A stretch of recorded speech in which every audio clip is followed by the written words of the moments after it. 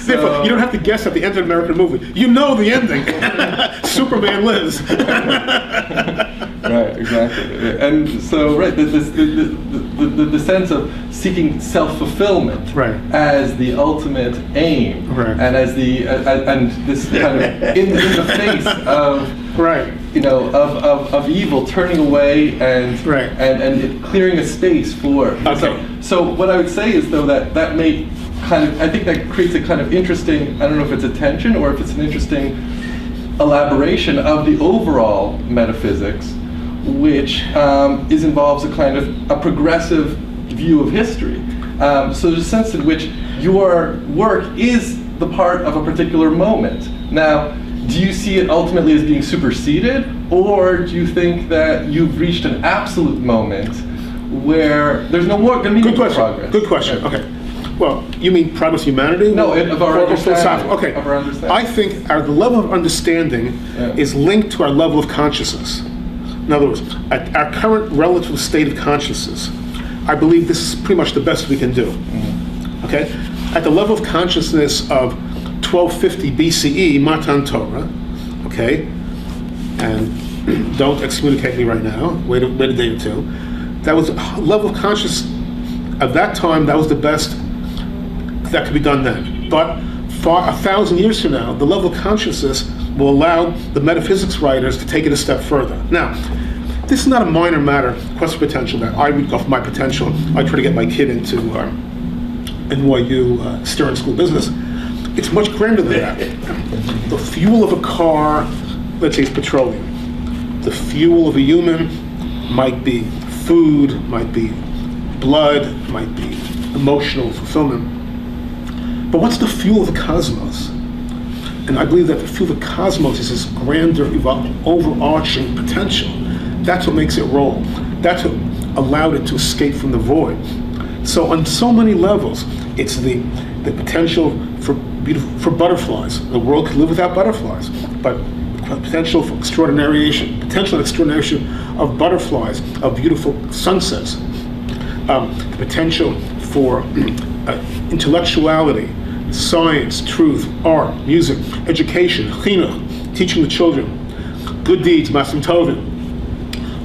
All these interrelated potentials, in my humble proposition, my non-humble proposition, are the fuel of the cosmos. And I've been thinking about this problem since when? Since I was 7. Because when I was about 7, it was 1957, my father's family had escaped Berlin, 1938, pre-Holocaust. But around 1957, even though it was about 12 years later, lots more of the atrocity stories were coming out, 12 years later. And frankly, I was subjected to, incorrectly, to all this intense information. And being a good 7-year-old, I said to myself 2 questions: where was God and where was man? And I was a good boy at, minor Orthodox Yeshiva, Dov Revel, Forest Hills. And I hear all the talk, and I hear all the talk in shul, and I hear the talk at the Shabbos table, and everyone's serious, everyone's sincere. Clearly no one has a clue. No one doesn't have a clue. There's not even a hava meter. There's not even the beginning of an answer. So you say, well, maybe Rabbi Luban in Forest Hills doesn't have an answer. Maybe my father, Andrew Jack Birnbaum, was expelled from high school as a Nazi, he doesn't have an answer. Maybe my slightly abusive second-grade teacher doesn't have an answer. But certainly out there must be an answer. Then I go on, and I go to one academic institution after the other. I'm reading the magazines, I'm looking at tradition, commentary, midstream. I'm going to lectures. Nothing happening. I end up in Boston, in the Harvard University campus. I go to Harvard Hillel to hear the lectures. The top guns are at the lectures Friday night. One is more inspiring than the next, but no one has a clue. Still no one has a clue. As we both know, at some point you say to yourself, well, maybe I should do this myself.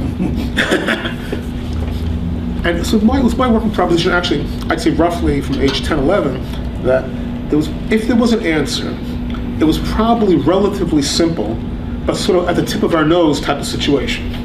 that it's sort of there, but we don't see it.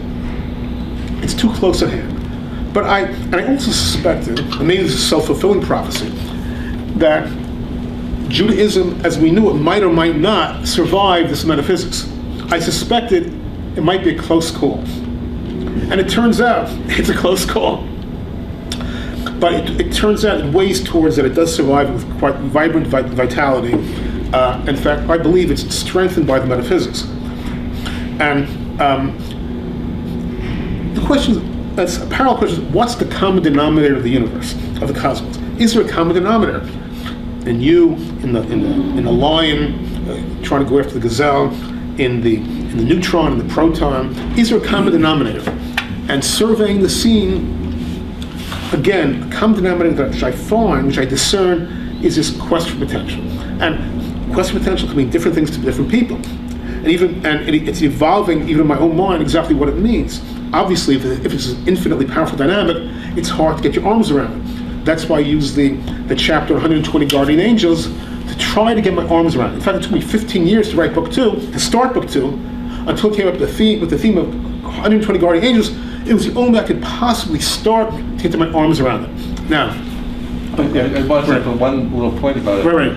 But if you don't, you say, what's the common thing that unites the gazelle and me? Well, you know what? Actually, you've gone back. We're talking about the overcoming of metaphysics, but really, you've gone back to Aristotle. That's Aristotle's point. Aristotle's point is that we are all striving to fulfill our ultimate goal. That's fine. Right? Our ultimate potential. To whatever extent, right. Mr. Aristotle and I are in agreement. That's fine by me. But I believe his metaphysics fails, fundamentally fails. With all due respect to his illustrious legacy. No, I think there is another sort of issue here, and it still sort of revolves around this question, again, of the definition of this thing that you're calling potential. Quest for potential, right. But the quest for potential assumes that there's all these potential things that can be fulfilled.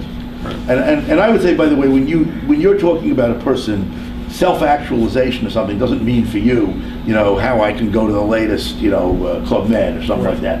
This is where we're talking about serious, valuable goals that human beings and that culture and even the animal kingdom and the physical world can try to somehow aspire to in some kind of way. So the point that I'm making is that this thing that you define as what is like in everything, because you have a sort of, as we call, panentheistic view of God. Exactly. So now, this thing which is the potential, the problem is that actually it's the actual and not the potential.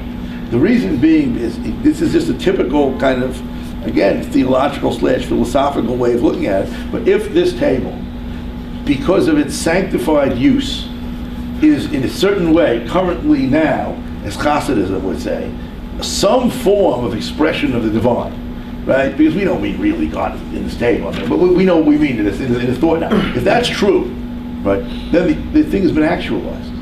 Because we took a table which was potentially divine, and we made it divine by using it for a divine purpose. Now I realize what I'm using is Hasidic terminology. I'm referring to animate objects. No, but the point is if it's God, if it's God, and if that force is the force that does all of these things that we're talking about. Right. And if it's the thing that creates the potential for me, then actually it's actual and not potential. It's both. It is actual. It's both. Right. It's both. So therefore, it's both, right?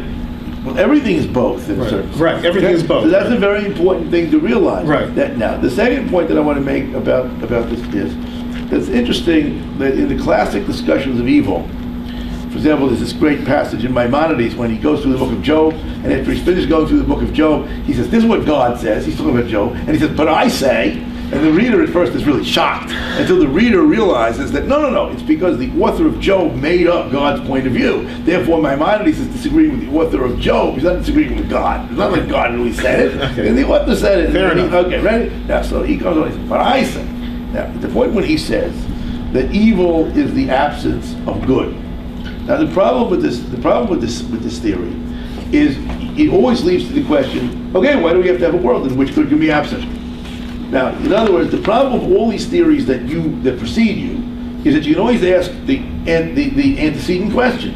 And when you answer the antecedent question, there's no answer. Like I remember the story I was once walking. Right, so you're right. So now, right. So the question that comes with you is whether there are antecedent, unanswerable questions about why, if we want to create, or I don't know if want is the right word, but if somehow the potential thing is going to lead to the development of a universe and a world and also humans, etc., who are going to quest for potential.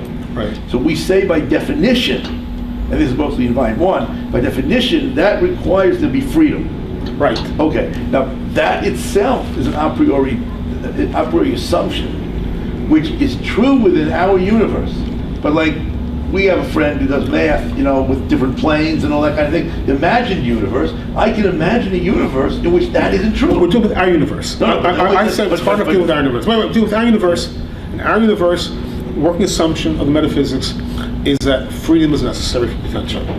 Does that address your... Oh, I agree with you 100%, but the problem I have is, since I could imagine, if you are this whatever we call it, divine potential, which is going to actualize a world, you could actualize any world you want. Like the Midrash says that God created these ones and got rid of them because they weren't any good. So the point of the matter is, you could actualize a different world. Okay, stop. Okay.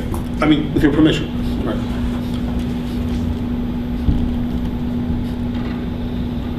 A cosmos is not so simple to create. Not for us. It's not so simple. Even for Quest for Potential, even for the God of Israel. It's easier said than done. And it's my working assumption that this is the best Quest for Potential / God of Israel could do. Yes, ideally, we'd have a cosmos without evil. But that might not have had the traction. That type of underlying architecture apparently would not have had the traction to escape from the void and to be ongoing almost as a perpetual motion entity, ongoing for billions and trillions of years. So, but that's an a priori assumption. Yes, it's written in the book. But the reason for the a priori assumption is because you're trying to explain this world, which is legitimate activity. Right. You're in this world. You want to explain this world. I'm in this universe. Yeah. I'm trying to explain this cosmos. Right. But if everything is potential, my question remains legitimate. So we're dealing. It's hard enough dealing with one cosmos at a time. It's hard enough writing metaphysics for this cosmos. In this cosmos, and coming face to face with the Holocaust, and my family was not immune from the Holocaust. Outside my nuclear family. This is the best construct